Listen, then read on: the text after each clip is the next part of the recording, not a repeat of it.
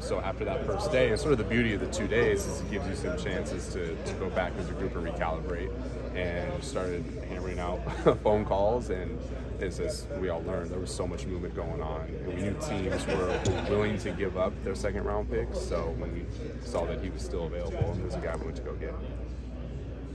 There are a couple options that you guys still have to kind of look over as far as whether that's Garrison Matthews, Bruno Fernando, and some depth there. How do you hope, this free agency process will help you maybe address that long-term depth and the injuries that happened last year, and maybe curb? I know injuries are a big part of the NBA season, but maybe curbing them moving forward. Right, and those guys, some names you mentioned, just their development.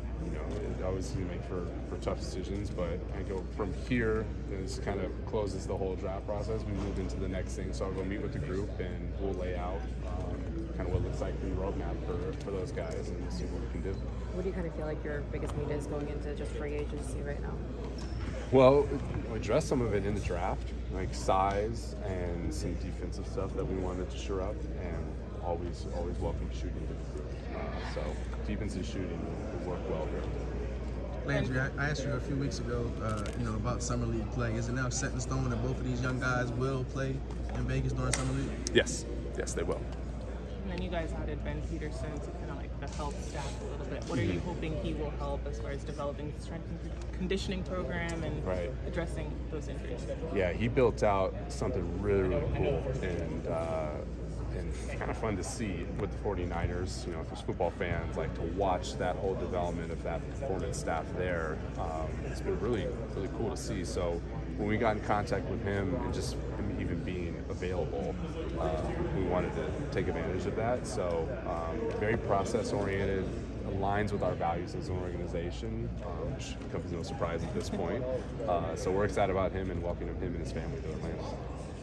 Landry, with the kind of the philosophy in the NBA changing so much, of course, we've recently seen the Celtics win the finals and them kind of play small ball, having more wing players on the floor. You guys are now very wing heavy. Are you hoping to have the potential of actually having more lineups on the court where you'll see maybe 4 wing players, ball handlers out there? I mean, if it shakes that way, sure.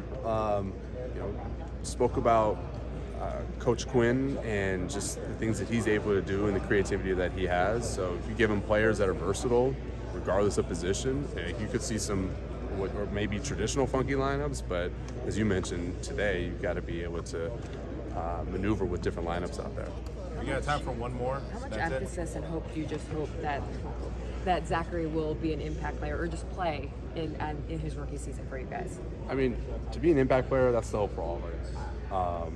And with him specifically, we feel like he can do that. I mentioned before the size and the shooting and the defensive versatility that he has. He has a great foundation for success, and playing as long as he had before this in a pro league, he has those pro habits as well. So always going to be some development for our guys, but for him, the floor that he has right now is really good. Thanks, guys. Thanks everyone.